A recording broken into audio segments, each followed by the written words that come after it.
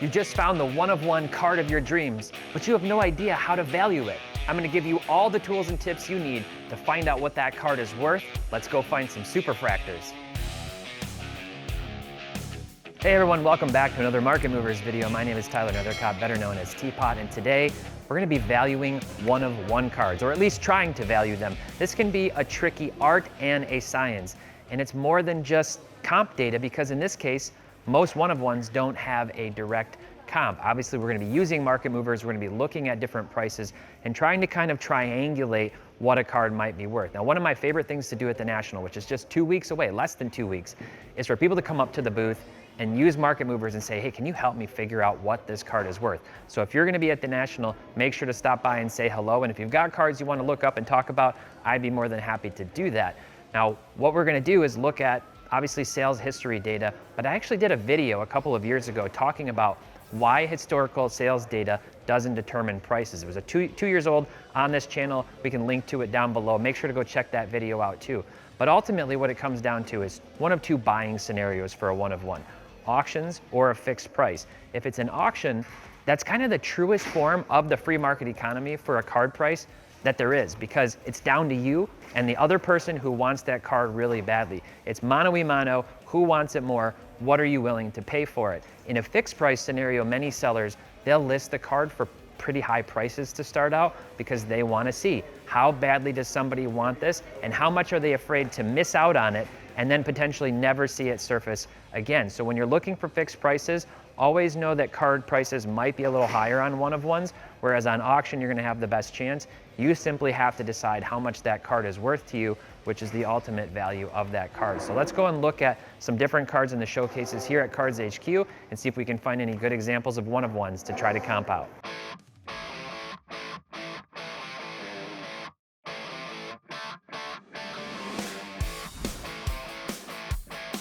All right, so we're here back in the Atlanta Braves aisle, or the Atlanta aisle, I should say, because I know there are a few really cool cards in here that I want to take a look at. I actually pointed these out a few weeks ago in my video, and I'm talking, of course, about the two Ozzie Albies Superfractors. These are his rookie Superfractor autos in particular, out of Topps Chrome and Bowman Chrome, and I want to look at those cards. So there's a few ways that you can start to value a one-of-one. Obviously, if there's been a sale recently of the card, of the exact card, that's a starting point, depending on whether it was auction or fixed price. You'd assume that the person who then has that is the one who bought it. Maybe they thought it was a really good value. They saw the card sell for $500 and they're like, this to me seems like I could get $1,000 out of it. Then you're gonna start the negotiation process if that's really a card that you're after. In this case, if there aren't comps for the card, you can do one of a few different things. You can start out by looking for analogous cards. So let's say the same player from a different set, from a different year. Maybe in this case, they only had the Bowman Chrome Ozzie in the shelf, but the Topps Chrome had just sold. That gives you a starting point to start thinking, okay, this one sold for $10,000, maybe the Bowman Chrome's a little less desirable. That's one way to do it. Another way, similar players of the same exact card. So a rookie Superfractor auto of a comparable player to Ozzie Albies. I can't think of any great comps to him. Maybe you could say Xander Bogaerts, maybe you could say Bo Bichette. Don't beat me up in the comments too much one way or the other about those guys, but that's how you could start to arrive at that type of a price too, if you had like the same type of card recently that sold for an analogous player. And then one other way is actually to use ratios, and you can use the intelligence reports in Market Movers to do that, or you can just sort of comp it out using sales history even. So an example of that might be, let's say that the red auto to 5 had just sold, but not the Superfractor auto. You can look for multipliers from other players to see, okay, this usually goes for 5x, 10x, whatever that number might be. All right, so let's use Market Movers to figure out what these Ozzie cards might be worth. So what I'm gonna do is I'm actually gonna go over to sales history, and I'm gonna put in Ozzie Albies, and I'm actually gonna change my sort by price to sort in descending order by price, because I want to see what other cards have sold for big money. These are big money cards for Ozzie. These are Grail level cards. So right away, what's interesting is I can actually see the sales for both of these cards. That doesn't always happen. And I can see that this happened last year. This sale was from March 29th of 2023, so about a year and a couple months ago. And it sold for $8,500 on Golden Auction. Now I will say the prices in Market Movers for Golden, for PWCC, these other sites, they do include the buyer's premium. So that's not before, that's with the buyer's premium, fully loaded price after the hammer, after the BP. And this is that card, and it sold for $8,500. So they're here. they're asking for $10,000 for the Ozzie. Now, this is where I talk about fixed price. It's not surprising to me to see a card shop that recently got a big card like this, started out above, any type of comp that might have existed or analogous card. This is a huge card that they're gonna try to see. Somebody who wants to be an Ozzie super collector, somebody who's bullish on him long term, they're gonna try to get top value out of it. That's not unreasonable. I would probably do the same exact thing. I'd probably have this right at $10,000. Now the other one, the Bowman Chrome here, this one actually sold on Golden as well on April 30th of 2022, so a couple years ago for $8,100. So how do we determine whether these should actually be worth closer to $10,000 now? Like I said, ultimately, this is for a person who's gotta have this card. And if they've gotta have it, they might not wanna split hairs over $1,000, $1,500, but maybe they do. So what I'm gonna do is I'm gonna go into this little menu in the top right, we call it the hamburger menu, into price movements, okay? And I'm gonna come into the filters, and I'm actually gonna put in Albies. This is one way you can do it. It's not a perfect science, and I'll explain why. And I'm gonna go over to buy player. And then I'm gonna look at the last 365 days, and I can see that Ozzie is actually down 18% across all his cards, 207 different cards, 2,300 sales and market movers. He's down 18%. So to me, a card that sold for $8,500 a little over a year ago, knowing his market is down 18% tells me I'd probably think this card is closer to $7,500 to $8,000 on average. Now, you can come back into the filters. Let's narrow it down. I'll say rookie cards only and graded cards only, and then I'll hit search. That's a little bit closer, 15%. This is still, it's far from a perfect science. It's far from a perfect science because the high-end market for cards sometimes is more impervious to these big price changes than the smaller liquid cards, which obviously is gonna be the bulk of those transaction volume in market movers. So you can use this as a data point. You could pull up some of the bigger cards for Ozzie, where if I were to go over to buy card and look for some of those higher price selling cards, I can look at the price movements on those over the last year, and I could talk to them and say, hey, look, on a card like this, I'm a serious buyer. Here's what I'm seeing. Do you guys have any room? This is a really good tactic at the National. You're gonna see a lot of one-of-ones that'll be priced above what maybe you'd think they're worth. Talk to the dealer, open up negotiations, and have that conversation. All right, so there's another card in here. It's a 2020 Ben Baller Chrome Austin Riley. It's the Superfractor 1985 Topps design. So I'm gonna do the same thing, and I'm gonna put in Austin Riley, and then I'm actually gonna put in Superfractor, and let's see what comes up. So obviously we're gonna have some of his more recent ones. In this case, I'm actually gonna switch because this isn't the high-end market. They're asking $500 for this card. I'm gonna switch it back to the date, and I'm gonna look for recent sales. And so what I see right here, June 27th, we've got a Topps Chrome Crushed Superfractor 1/1. So it's an insert Superfractor in a PSA 9. This card sold for $415. This is a PSA 9. So one thing is a lot of times base cards in the Superfractor tend to sell for more than insert Superfractors, but this is the Ben Baller set, which is kind of polarizing. It's not Topps Chrome, flagship regular Topps Chrome. This is the Ben Baller variation, so it's not necessarily as desirable. I actually think this $415 comp is a pretty good one. What else do we see? This is pretty wild. So Topps Transcendent, one of the highest end sets out there, in Topps products, but these base cards actually don't do super well. And this Superfractor Raw sold on May 28th for $178. That's actually really low for an Austin Riley 1/1. You can see a similar one here from 2023. And this one is also out of Topps Transcendent. That one sold for $329, which I think is a little bit closer to what I would expect.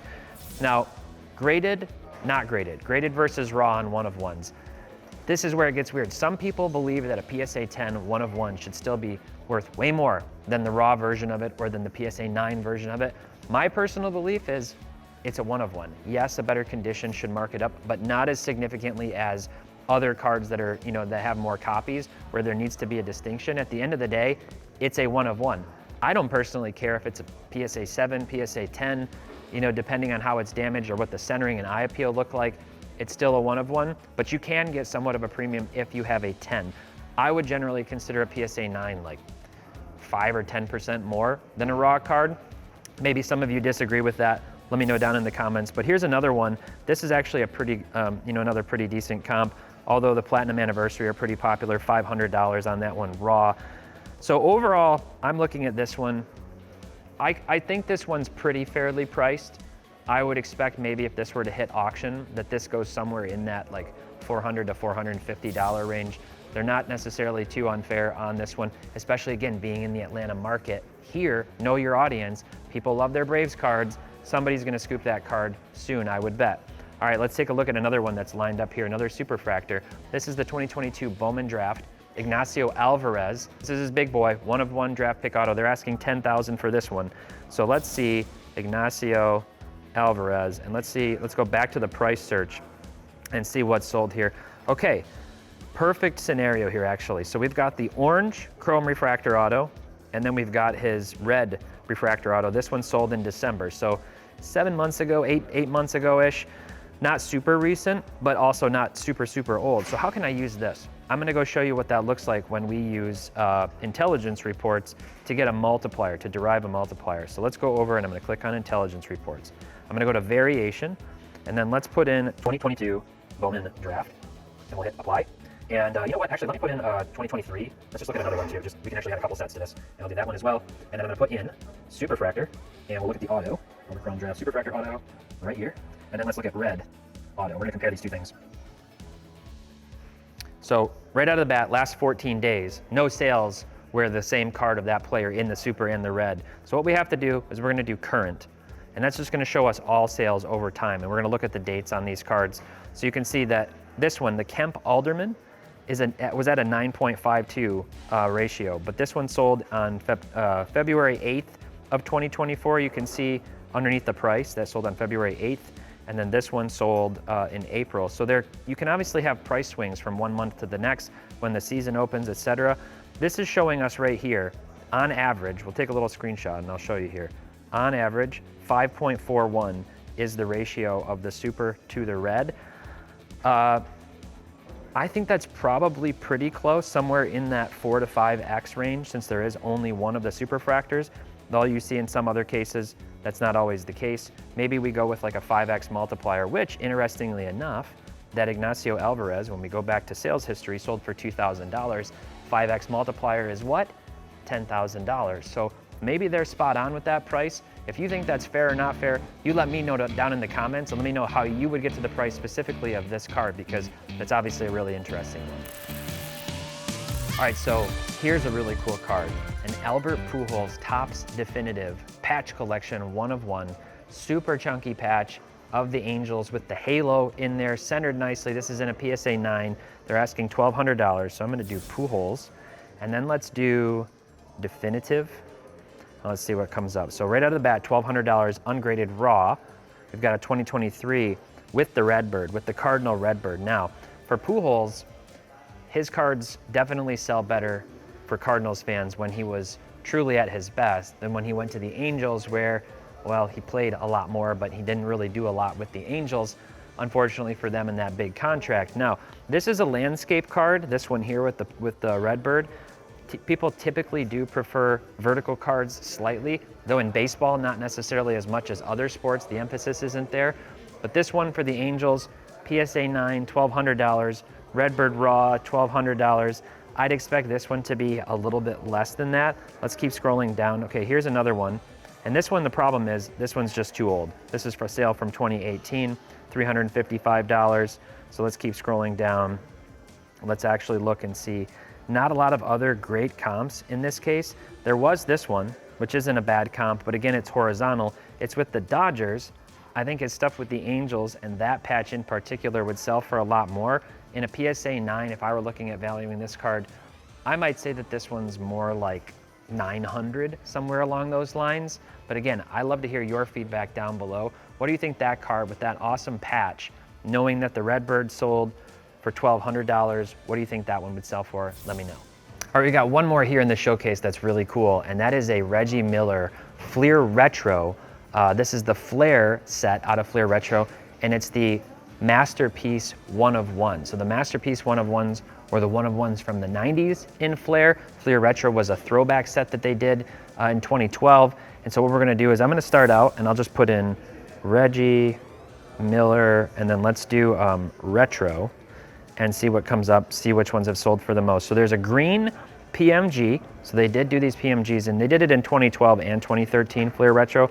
Looks like these ones were from 2013. Then you can see 2012 on the Playmakers Theater.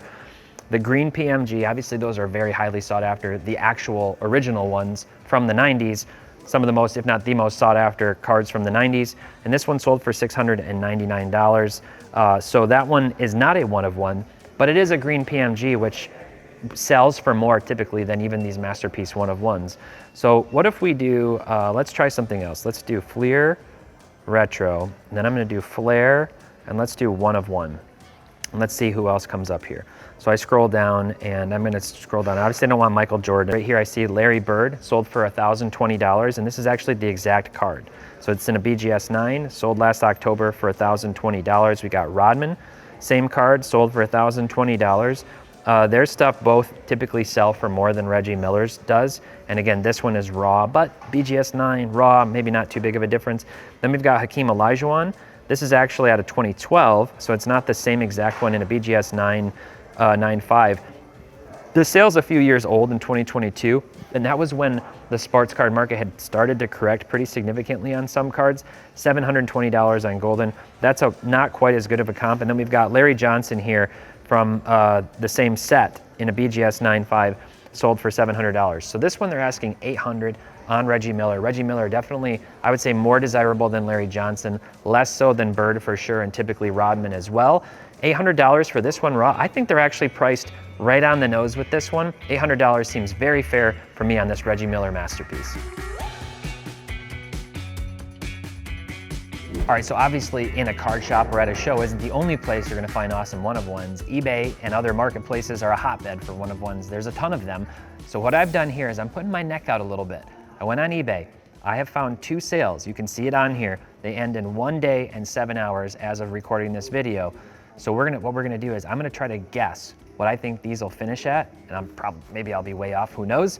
Then we're gonna put the prices up here of what they actually sold at when this video airs. So let me start out with this ALK line. Really cool card here. I'm a big Tigers fan. This is actually one I would love to have in my PC, this throwback to the 2008 Topps design. This is actually out of 2021, 70 years of Topps Superfractor ALK line. So what am I gonna do? I'm gonna come back over to Market Movers, and let's just put in ALK line, and then I'm gonna do Superfractor, because I don't want to do all ALK line cards. Then I'm going to get a bunch of his rookie and vintage cards and things. Those are going to be very expensive. So here we go. This one, $150. This sold last September.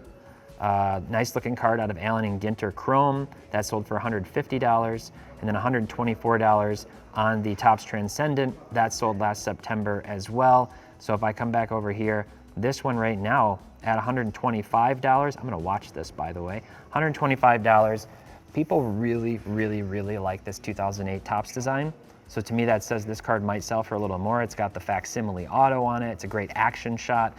I'm gonna predict that this card goes for $204.73.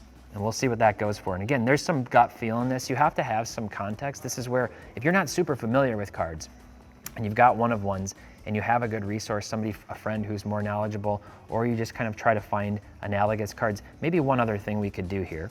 Let's actually try one other thing while we're here. Let's do 2021, and then I'm gonna do 70 years Superfractor. Okay, and then let's see what other players have sold for. So here we have Frank Thomas. Frank Thomas cards actually sell for a decent amount. There's a big Frank Thomas market. This one sold for $329 just 2 months ago. Alec Baum, not a great comparison in Scherzer. So really the only one there that sold was that Frank Thomas for $321. K-Line, maybe he'll surprise me. I think I'd lean more toward those other comps at $150. I'm gonna stick to my original number, but it wouldn't surprise me if that card did head up north of around $300. We'll see what happens. So there's one other one here, another Hall of Fame legend type player, and this is a Larry Walker. This is out of Topps Chrome Platinum Anniversary.